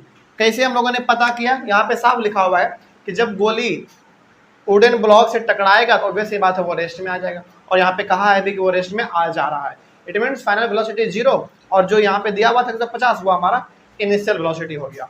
और टाइम कितना दिया गया है, टाइम है आपके पास, टाइम है 0.03 सेकेंड, ठीक है ना। अब आगे क्या पूछा गया है, इसको थोड़ा सा यदि हम डायग्राम के थ्रू बनाना चाहें इसका सॉल्यूशन, तो हम लोग इसको ऐसे बना सकते हैं। देखिए मान लीजिए कि ये हमारा क्या है, एक बुलेट है। सपोज कीजिए कि ये हमारा बुलेट है, ये इस तरीके से जा रहा है इधर, ये ऐसे जा रहा है, और यहाँ पे हमारा एक बहुत बड़ा लकड़ी का टुकड़ा रखा हुआ है, वुड ब्लॉक बोलो या फिर वुडन ब्लॉक बोलो, बात सेम है। तो यहाँ पे एक बहुत बड़ा लकड़ी का टुकड़ा रखा हुआ है और ये हमारा इसमें गया, ठीक है। अब इसमें और क्या पूछा गया, मतलब कि हमने यहाँ से इसको फायर किया तो वो जाएगा, इससे जाके टकरा जाएगा, ठीक है ना। आगे क्या होता है देखो, आगे कहा गया है कि calculate the distance of penetration of the bullet into the block. Penetration का मतलब है कि कितना ज़्यादा अंदर इस लकड़ी के हमारा ये धंस जाएगा बुलेट जब जाएगा। तो थोड़ा सा आप इसको और बड़ा बना सकते हैं, चलिए समझाने के लिए हम थोड़ा सा इसको और ऊंचा कर ले रहे हैं। ये हमारा लकड़ी का बहुत बड़ा टुकड़ा है, ठीक है ना। तो ये जब हमारा बुलेट यहाँ से आएगा, यहाँ से जब वो आएगा और इसमें वो धंस जाएगा, ठीक है। आप इसको चलो ऐसे बना लो, हालांकि बुलेट ऐसा होता नहीं है, बस समझने के लिए आप समझ लीजिए। जो हमारा गोली होता है वो ऐसा थोड़ी होता है, एरो उसमें लगा रहता है क्या, नहीं, बस एग्जांपल के तौर पे हम आपको समझाने के लिए बता। तो एक बहुत बड़ा लकड़ी का टुकड़ा था, यहाँ पे हमने अपने बंदूक से फायर किया तो वो गया, ऐसे गया गया गया और लकड़ी के अंदर वो धंस गया, ठीक है। तो आपको बताना है डिस्टेंस कि वो कितना अंदर तक धंस गया, ठीक है। तो हमको यहाँ पे बेसिकली पूछा यह जा रहा है कि बताइए ये एस कितना होगा, स्मॉल एस हमसे पूछा जा रहा है, कितना दूर धंस गया, डिस्टेंस पूछा गया। डिस्टेंस का मतलब स्मॉल एस पूछ रहा है हमसे। और क्या पूछा गया है, और पूछा गया है also calculate the magnitude of the force exerted by the wooden block on the bullet. यहाँ पे अब आपसे फोर्स भी पूछा है, तो यहाँ पे आपको फोर्स भी पता करना पड़ेगा, यानी कि दो चीज हमको पता करना है, ठीक है ना। चलिए पता करते हैं। एक तो हमको स्मॉल एस का वैल्यू चाहिए, यानी कि डिस्टेंस चाहिए कि कितना अंदर ये धंस गया, और हमको फोर्स चाहिए। अच्छा यहाँ पे ना फोर्स, कौन सा फोर्स मालूम है, ये वुडन ब्लॉक इस बुलेट पे कितना फोर्स लगा रहा है, उतना ही लगा रहा होगा जितना बुलेट वुडन ब्लॉक पे फोर्स लगा रहा होगा, क्योंकि न्यूटन का थर्ड लॉ तो यही कहता है, ठीक है ना। आगे बढ़ते हैं। अब आप बताइए कि आपके पास चार चीज है, 1 2 3 4, आपको निकालना है ये और ये, ठीक है, यानी कि डिस्टेंस चाहिए और आपको फोर्स चाहिए। तो बताइए आप कौन सा फॉर्मूला लगाना चाहेंगे। और चूंकि ये एस आ गया तो अब आपके सामने आना चाहिए मोशन चैप्टर का तीनों, मोशन चैप्टर का हमारा तीनों क्या था, यहाँ पे लिख देते हैं। पहला था v equals to u plus a t, दूसरा था s equals to u t plus half a t square, और तीसरा था v square minus u square बराबर 2as। चलिए अब आपको दिख रहा है कि s हमारा सेकेंड और थर्ड में है, तो इसको देख के बताइए कि हमारा इसमें कौन सा लग सकता है। सबसे पहले हमको ये निकालना है, ठीक है, u हमारे पास है, बिल्कुल सही है, टाइम भी हमारे पास है, एक्सेलरेशन हमारे पास नहीं है, निकालना है हमको। तो एक्सेलरेशन, इसमें हमारे पास एक्सेलरेशन है ही नहीं, ये भी नहीं है, ये भी नहीं है, इट मीन्स ये वाला हमारा नहीं लगेगा। फिर लगेगा कौन सा, थर्ड वाला, क्योंकि हमारे पास v भी है, u भी है। और एक मिनट, सबसे पहले तो आपको इसमें एक्सेलरेशन ही निकालना पड़ेगा। तो एक्सेलरेशन निकाला जा सकता है, और उसको निकालने के लिए जो चीज चाहिए वो हमारे पास है। तो सबसे पहले आप एक्सेलरेशन निकालिए, सॉरी, क्योंकि इसमें आप ये वाला या फिर ये वाला लगाएंगे तो एक्सेलरेशन तो आना ही है, तो पहले आप एक्सेलरेशन निकाल लीजिए। चलिए देखा जाए, तो एक्सेलरेशन होता है हमारा v minus you by T. तो v कितना है आपके पास, 0, माइनस u कितना है 150, डिवाइडेड बाई टाइम, टाइम है आपके पास 0.03। आगे बढ़िए, इसका कोई मतलब है नहीं, तो माइनस 150 बाई, पॉइंट को आप हटाएंगे तो क्या लिखेंगे 3, और ऊपर में चल जाएगा आपका 100, ठीक है ना। अब आप इसको सॉल्व करेंगे तो आपके पास कितना आएगा, माइनस 150 और ये 00, हाँ 3 से कैंसिल कर देते हैं, यहाँ पे 3 से ये आपका कैंसिल हो जाएगा कितने बार में, 5 और 1 2 3, यानी कि -5000 मीटर पर सेकेंड स्क्वायर आपका एक्सेलरेशन आ गया। अब आपके पास एक्सेलरेशन आ गया है तो अब आपके पास चॉइस है कि आप चाहो तो इस वाले फॉर्मूले को लगा लो या फिर आप चाहो तो इस वाले फॉर्मूले को लगा लो। और मेरे हिसाब से आपके लिए बढ़िया रहेगा थर्ड वाला, क्योंकि थर्ड वाले में वैल्यू कम पुट करना पड़ता है और ये आराम से आपका बन भी जाएगा। तो थर्ड वाला हम लोग लगा लेते हैं। चलिए आप यहाँ पे आ जाइए थर्ड वाले के लिए। यहाँ पे हम लिखेंगे वी नो दैट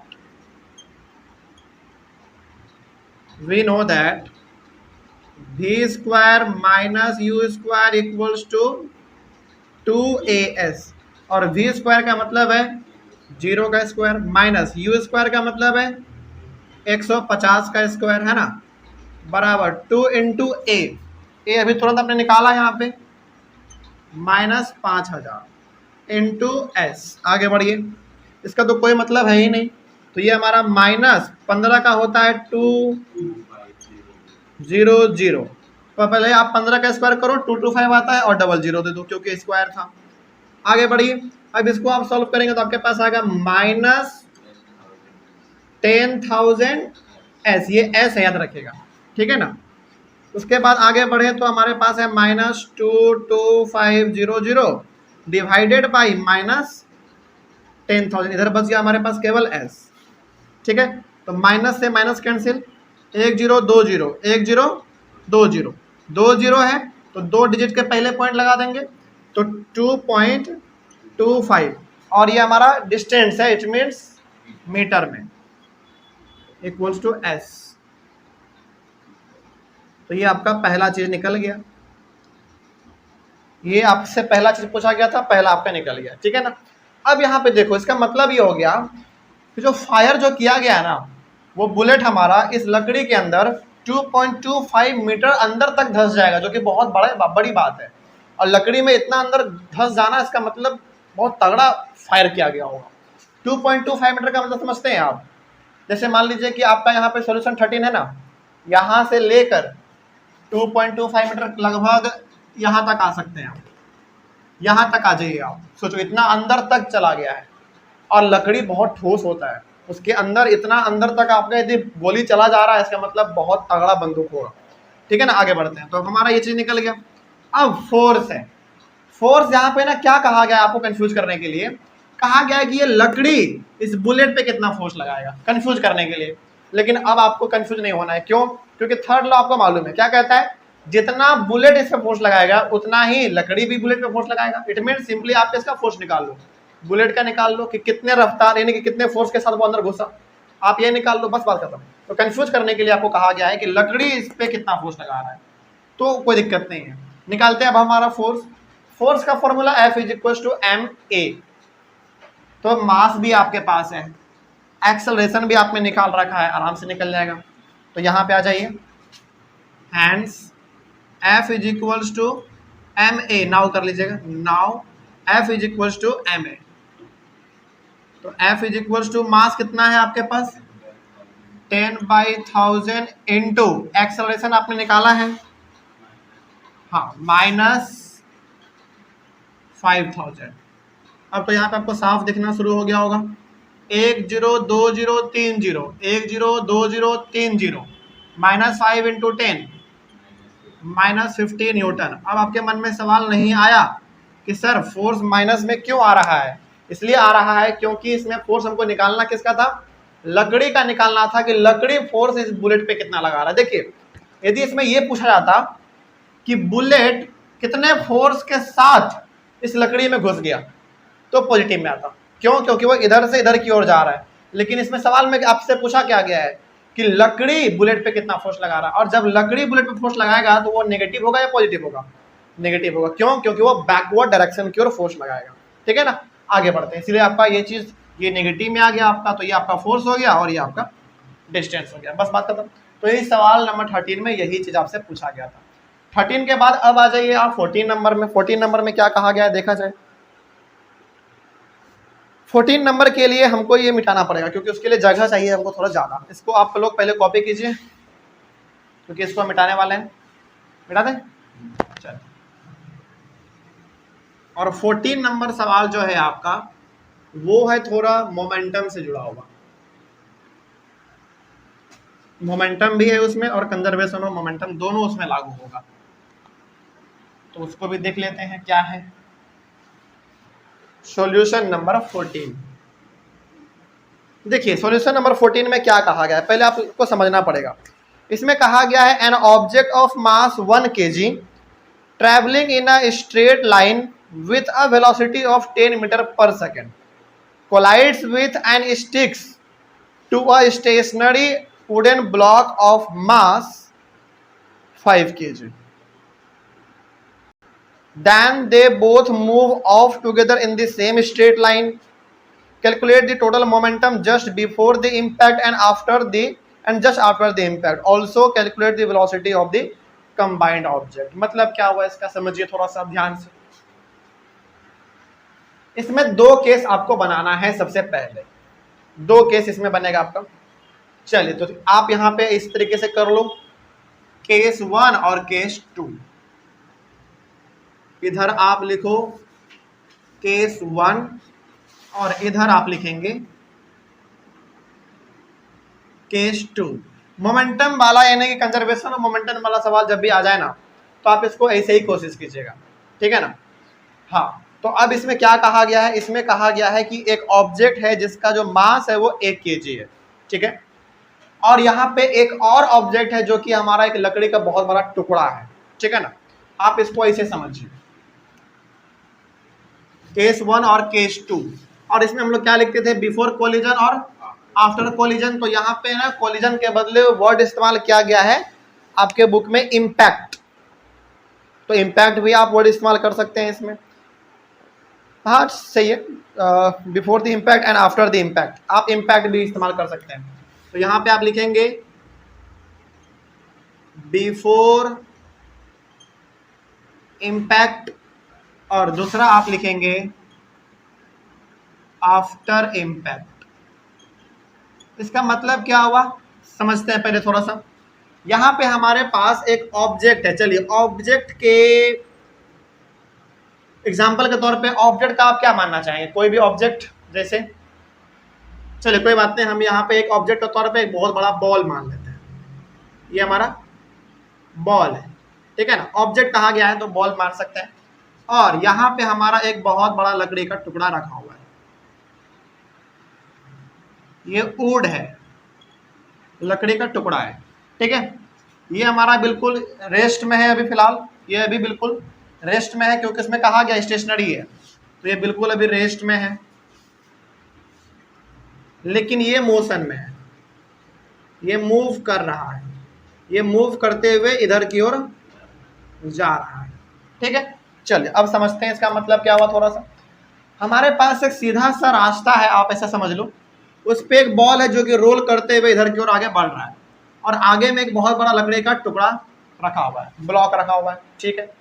और इसका जो मास दिया हुआ है, इसके मास को हम लोग चलो m1 मान लेते हैं, ठीक है, वो दिया हुआ है 1 kg। और इसके मास को हम लोग मान लेते हैं m2, वो दिया गया है 5 kg, ठीक है। और ये किस वेलोसिटी के साथ मूव कर रहा है ऑब्जेक्ट, आपके क्वेश्चन में दिया हुआ होगा 10 मीटर पर सेकंड के हिसाब से ये मूव कर रहा है। तो इसको हम लोग मान लेते हैं u1, ठीक है ना, 10 मीटर पर सेकंड। u1 क्यों मान रहे हैं, क्योंकि हम लोग बात कर रहे हैं अभी टकराने के पहले का, और बाद में जब टकरा जाता है तो उसको हम लोग क्या मान लेते हैं, v मान लेते हैं, v1 और v2 मान लेते हैं, है ना। तो ये हमारा u1 हो गया, तो ये हमारा क्या होगा u2। तो बताइए u2 हमारा कितना होगा, 0 होगा, क्यों, क्योंकि ये रेस्ट में है, ओके। तो यहाँ पे आपके पास m1, m2, u1 और u2 का वैल्यू निकल गया। तो क्या बिफोर इम्पैक्ट का मोमेंटम आप निकाल सकते हैं, निकाल सकते हैं, यही तो कहा गया था ना, और कुछ कहा गया इसमें। An object of mass 1 kg traveling in a straight line with a velocity of 10 meter per second collides with and sticks to a stationary wooden block of mass 5 kg। बस यही चीज कहा गया था, और इसमें कुछ आगे नहीं है, आगे जो भी है उसको देख लेंगे। तो यहाँ पे हम लोग निकालेंगे टोटल मोमेंटम। टोटल मोमेंटम के बदले आप यहाँ पे कर सकते हो इनिशियल मोमेंटम। क्या, इनिशियल और इनिशियल मोमेंटम का फॉर्मूला हमने क्या बताया था आपको, m1u1 प्लस m2u2। वैल्यू जरा इसका पता कीजिए, m1 का मतलब 1 इंटू u1 का मतलब 10 प्लस m2 का मतलब 5, u2 का मतलब 0। तो 1 इंटू 10 10 प्लस 5 इंटू 0 0, यानी कि 10 kg मीटर पर सेकेंड।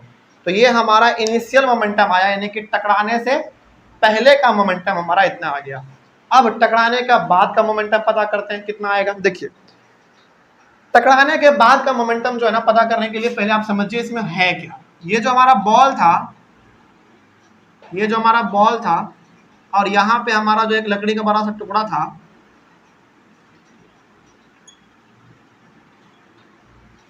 ये क्या हुआ, ये आगे बढ़ते बढ़ते गया और इस लकड़ी से जाके टकरा गया, ठीक है। और जब टकराया ना, तो टकरा के दोनों अलग नहीं हटा, बल्कि दोनों एक दूसरे से चिपका हुआ ही रहा। इसमें एक वर्ड इस्तेमाल किया गया, स्टिक। टकराने के बाद अक्सर क्या होता है, दोनों दूर भाग जाता है, अलग अलग हो जाता है। लेकिन यहाँ पे ये नहीं कहा गया, इसमें कहा गया कि टकराने के बाद दोनों जो है ना वो चिपका हुआ ही रह गया, ठीक है, चिपका हुआ रह गया। तो अब यहाँ पे थोड़ा सा हम लोग कुछ बातें कर लेते हैं। तो यहाँ पे हमारा m1 तो वही रहेगा, कितना था 1 kg, इसका मतलब मास तो नहीं बदलेगा ना। और m1 इसका हमारा कितना हो गया 1 kg, और m2 कितना हो जाएगा 5 kg। इसमें तो कोई बदलाव आएगा ही नहीं। क्यों नहीं आएगा, क्योंकि मास कभी भी हमारा नहीं बदलता है। ये m1 और ये हमारा m2, ठीक है। और इसमें थोड़ा सा यदि हम लोग बात करें, अब यहाँ पे ना आप थोड़ा सा गहराई से समझिए हम जो यहाँ पे कहना चाह रहे हैं, समझिएगा इस चीज को ना, बहुत इंपॉर्टेंट है। जब हमारा बॉल इससे टकराया और टकरा के अलग नहीं हुआ, बल्कि दोनों आपस में चिपका हुआ ही रह गया। मतलब कि सपोज कीजिए कि मेरे आगे कोई ऑब्जेक्ट रखा हुआ है और हम ऐसे दौड़ते दौड़ते गए और उसमें हम टकरा गए।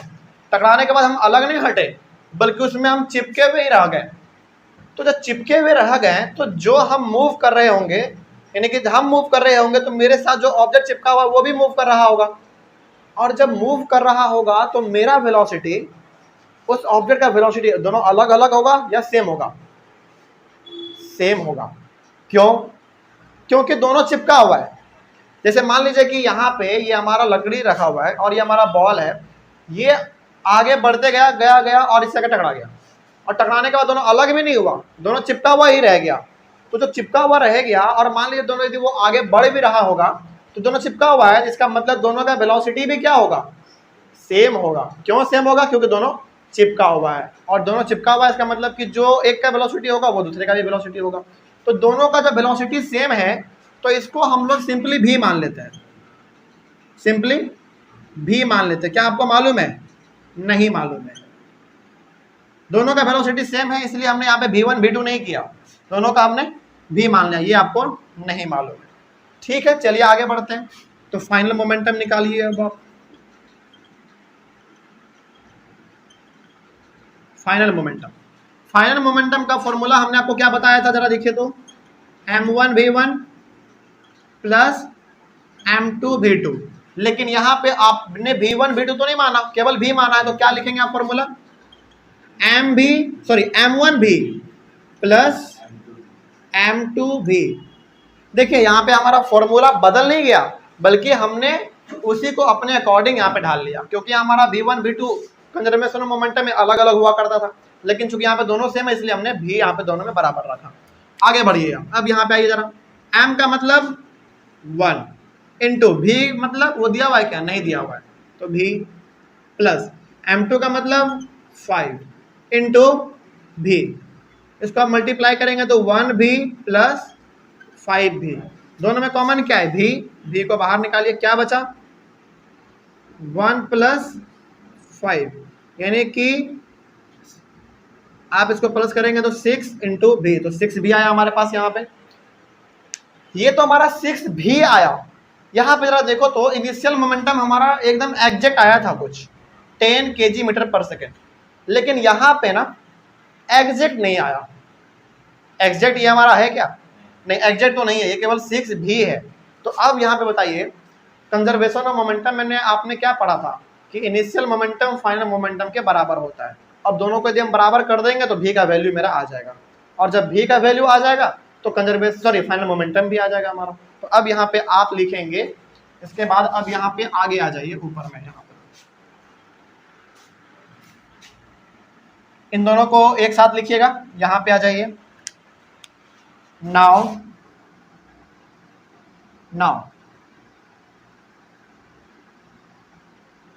According to conservation of momentum, MOM केवल लिख दे रहे हैं, समझ आइएगा। According to conservation of momentum, आपने पढ़ा था कि इनिशियल मोमेंटम जो है फाइनल मोमेंटम के बराबर होता है, तो आप यहाँ पे लिखेंगे initial momentum equals to final momentum, दोनों आपस में बराबर होते हैं।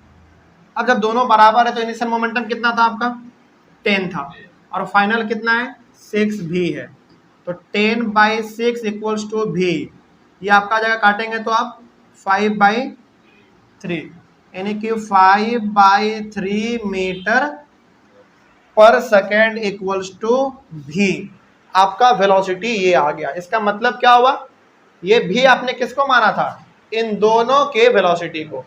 इसका मतलब हो गया जब ये दोनों आपस में टकराया तो 5/3 मीटर पर सेकेंड के हिसाब से ये आगे दोनों चिपका हुआ है, लेकिन दोनों जो है आगे बढ़ रहा है, किस वेलोसिटी से, इस वेलोसिटी से।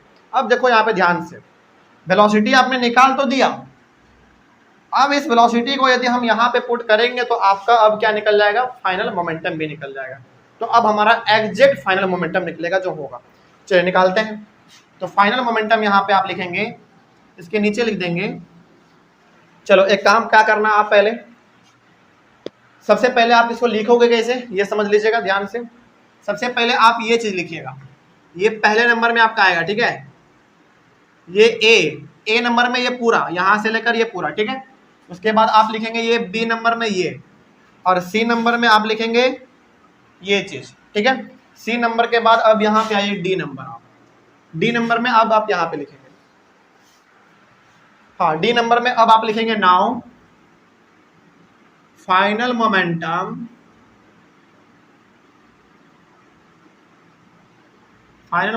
इक्वल्स टू 6 भी था, 6 इंटू भी का मतलब 5/3, इसको आप काटोगे 5 2 जा 10, सॉरी मोमेंटम निकाल रहे हैं ना आप, केजी मीटर पर सेकेंड। क्या आपका कंजर्वेशन ऑफ मोमेंटम जो लॉ है वो क्या वो यहाँ पे बराबर साबित यानी कि सही साबित होता हुआ दिख रहा है, बिल्कुल दिख रहा है। क्यों, क्योंकि हमारा टकराने से पहले भी आया 10 केजी मीटर पर सेकेंड, और टकराने के बाद यानी कि फाइनल मोमेंटम भी हमारा उतना ही आया, कोई दिक्कत नहीं। आगे बढ़ते हैं। और क्या क्या कहा गया था सवाल में, और कहा गया था इसमें कि calculate the total momentum just before the impact and after the impact, दोनों हमने निकाल दिया। बिफोर इम्पैक्ट का मतलब है टकराने से पहले का भी हमने निकाल दिया और टकराने के बाद का भी हमने निकाल दिया। और जिस तरीके से हमने ABCD करके सीक्वेंस में लिखा है उसी तरीके से आप इसको भी लिखिएगा, ठीक है। अगला क्या कहा गया था, अगला कहा गया था कि also calculate the velocity of the combined object. Combined object का वेलोसिटी, अच्छा कंबाइंड ऑब्जेक्ट का वेलोसिटी तो हमने निकाल ही दिया, वो भी निकल गया हमारा, तो इस तरीके से तो हमारा ये भी हो गया। हाँ, कंबाइंड का मतलब हो गया जब ये दोनों आपस में टकराया, जब दोनों आपस में चिपका हुआ था तो दोनों का कंबाइंड वेलोसिटी क्या था, तो हमारा ये था। तो यहाँ पे अब आप लिखिएगा हैंड्स ऑल्सो कर दीजिएगा, ऑल्सो कंबाइंड, चलो कोई बात नहीं ऐसे रेड मार्कर से लिख लीजिए, also combined velocity of the objects equals to 5/3 metre पर सेकेंड। तो इस तरीके से हमारा दोनों चीज निकल गया जो आपसे पूछा गया था, हो गया बस। इस सवाल में कोई दिक्कत अब, तो इस सवाल में हमने क्या किया है पहले वो आप समझ लीजिए। जैसे हम लोग कंजर्वेशन ऑफ मोमेंटम में जो काम करते थे, केस 1 लिखते थे, केस 2 लिखते थे, मतलब कि बिफोर कोलिजन और आफ्टर कोलिजन लिखते थे, तो यहाँ पे हमारा क्या है, इम्पैक्ट वर्ड इस्तेमाल किया गया था, तो हमने बिफोर इम्पैक्ट और आफ्टर इम्पैक्ट कर दिया। तो इसमें हमारा जो वैल्यू था हमने वो लिखा, इसमें जो हमारा वैल्यू था वो हमने ये लिखा। यहाँ पे हमने दोनों में भी इसलिए लिया है क्योंकि दोनों आपस में टकरा गया, और टकराने के बाद दोनों आपस में चिपका हुआ है, तो जो इसका वेलोसिटी होगा वही इसका वेलोसिटी होगा, इसलिए हमने v मान लिया। और इसका हमने यहाँ पे सॉल्व किया और पहले वाले का हमने यहाँ पे सॉल्व किया। और according to conservation of momentum आपको मालूम है दोनों क्या होते हैं, इक्वल होते हैं, और इक्वल करके हमने v का वेलोसिटी निकाल दिया। और जब हमने ये वेलोसिटी निकाला तो यही हमारा वेलोसिटी किसका हो गया, इन दोनों के कंबाइंड का हो गया, तो वही हमने उधर लिख दिया है। और आपने यहाँ पे कंजर्वेशन ऑफ मोमेंटम में पहला में आपने एग्जैक्ट निकाल तो दिया था, लेकिन क्या इसमें आपने निकाला था नहीं, तो इसका हमने v का वैल्यू पुट करके यहाँ पे हमने ये भी निकाल दिया। तो इस तरीके से दोनों हमारा कंप्लीट हुआ। इसको आप लोग कॉपी कर लीजिए ऑनलाइन वाले बच्चे जल्दी से। सवाल नंबर 14 के बाद हम लोग अब आगे बढ़ते हैं 15 की ओर। 15 देख लीजिए, कोई क्वेश्चन है तो उसमें लिख लीजिए पहले आप लोग क्वेश्चन नंबर 15 को, तब तक आप लोग लिख के रखिए।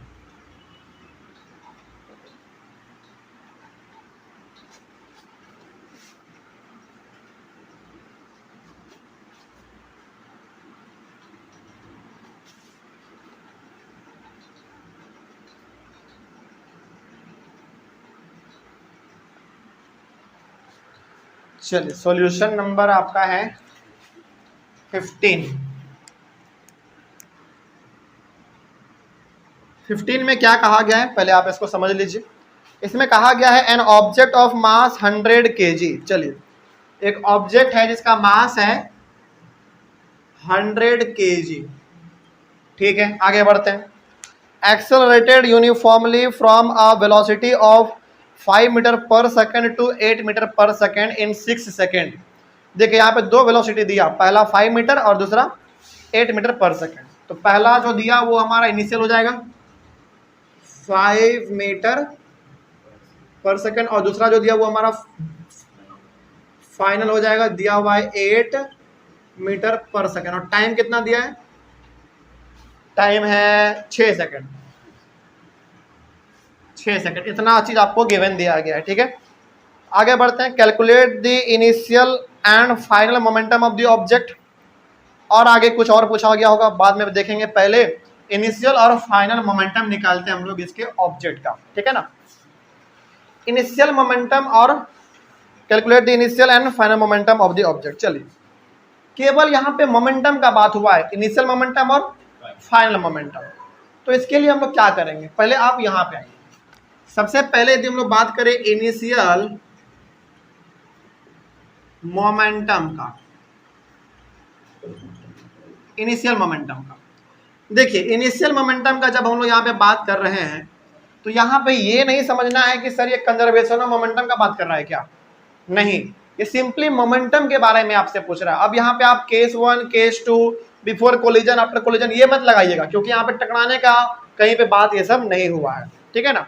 तो सिंपली आप मोमेंटम का फॉर्मूला लगाइए और इनिशियल मोमेंटम निकालिए। इनिशियल मोमेंटम का मतलब हो गया उसमें हमारा यू वैल्यू आप लेंगे और फाइनल मोमेंटम में आप भी का वैल्यू लेंगे, ठीक है ना। तो इनिशियल मोमेंटम का वैल्यू हमारा क्या होगा, चलिए आप इसको मान लीजिए P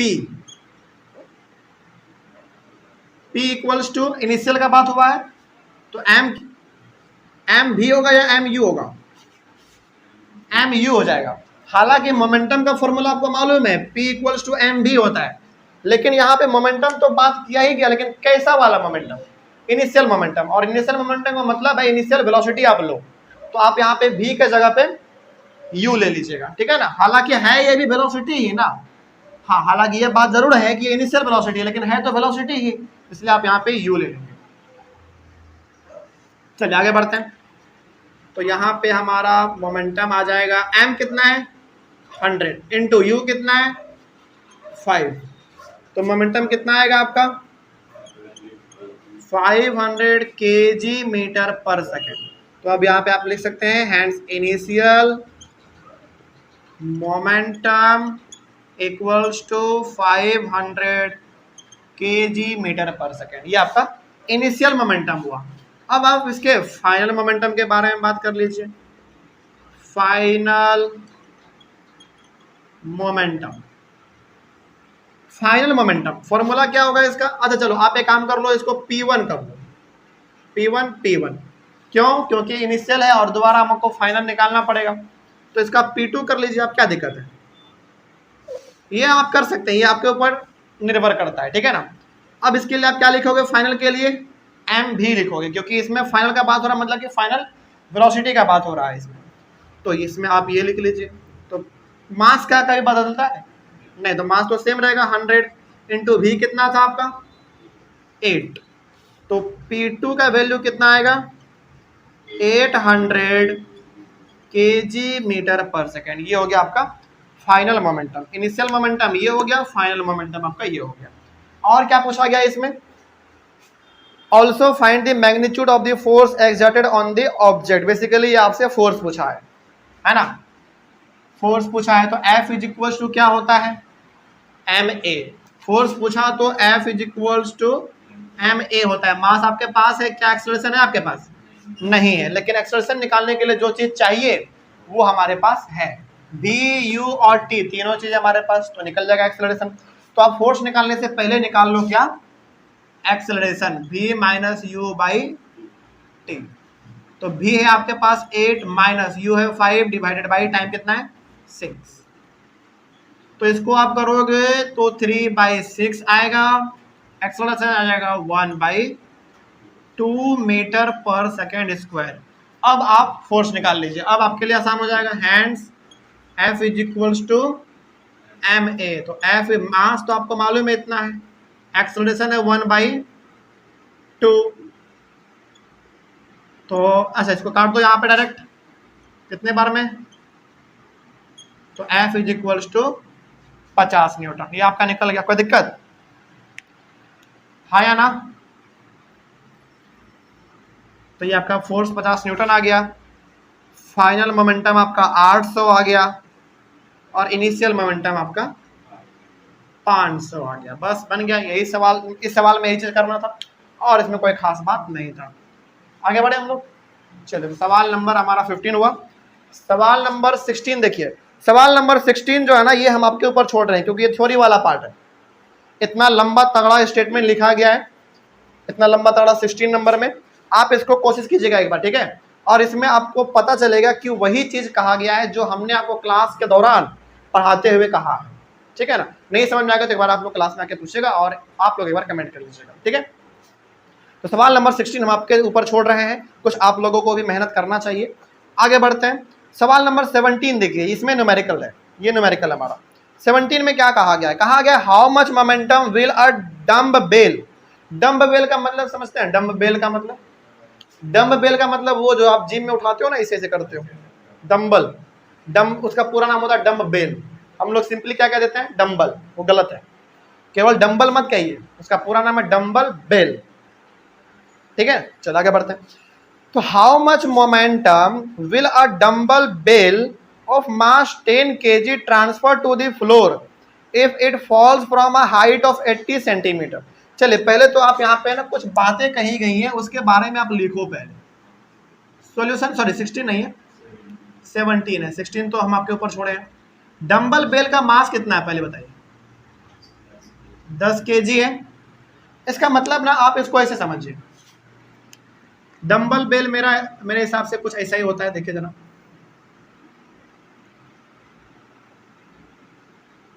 ऐसा ही होता है ना।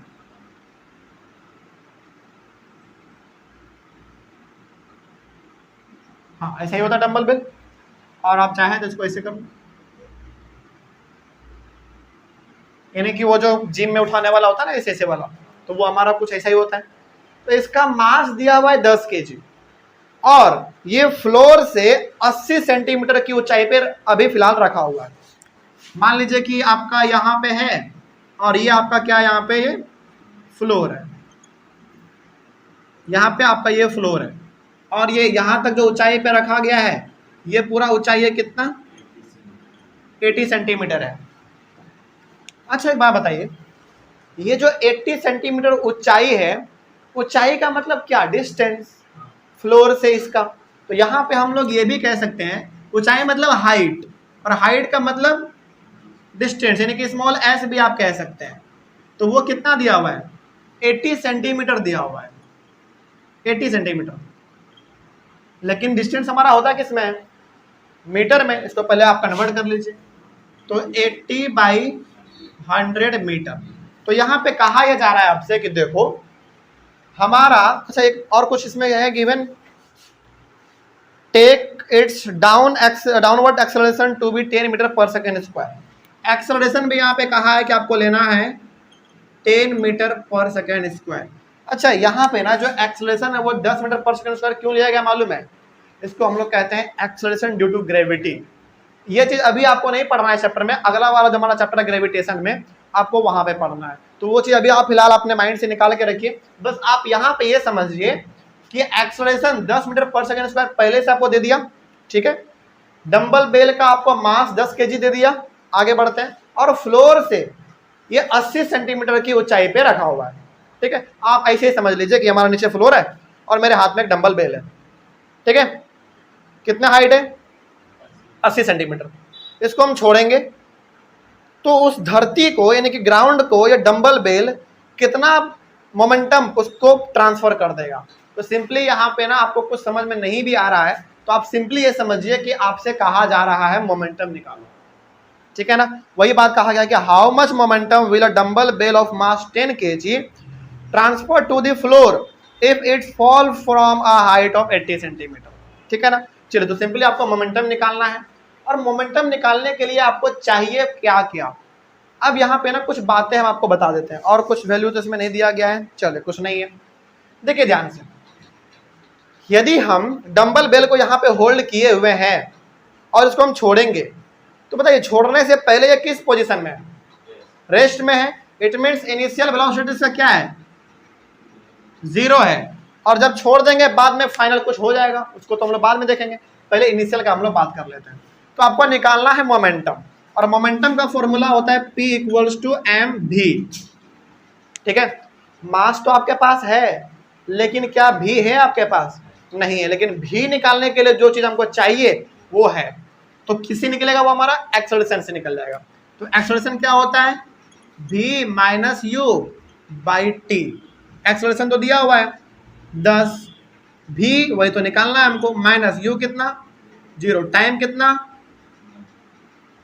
टाइम अच्छा एक मिनट, टाइम नहीं दिया हुआ है। 2as वाला, हाँ उससे निकल जाएगा। एक मिनट, टाइम नहीं दिया हुआ है तो टाइम वाला छोड़ दो। टाइम नहीं दिया हुआ है तो आप कोई और तरीका निकालो जिसमें हमारा एक्सेलरेशन का भी इस्तेमाल आ जाए, है ना। तो इसके लिए यदि हम लोग सोचे अपना 3 इक्वेशन, तो उसमें हमारा पहला है v = u + at। टाइम उसमें भी चाहिए, छोड़ दो उसको।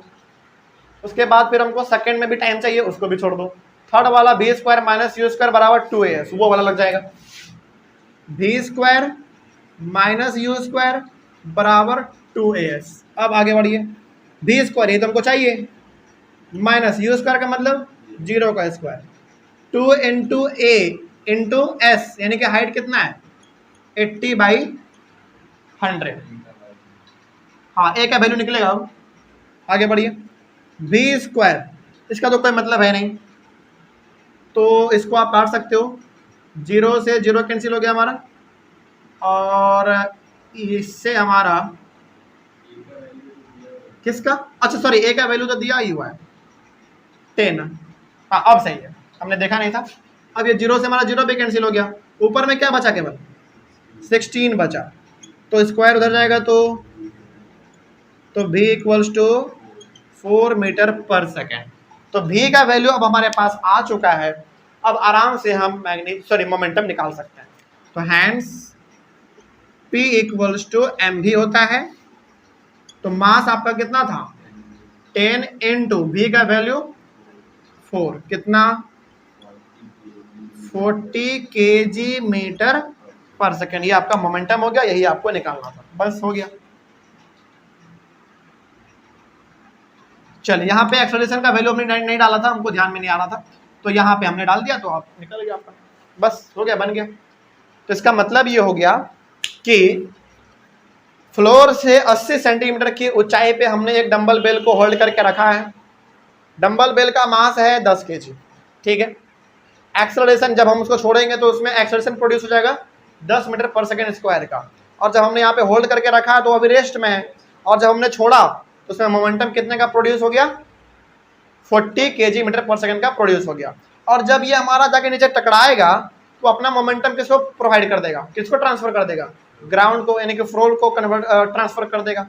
तो जितना होगा उतना ही ट्रांसफर करेगा ना, तो इतना ही इसके पास है, जितना ही ट्रांसफर करेगा, इसलिए आपका यही वाला आंसर हो जाएगा। ठीक है ना, चलिए इसका स्क्रीनशॉट ले लीजिए जल्दी से।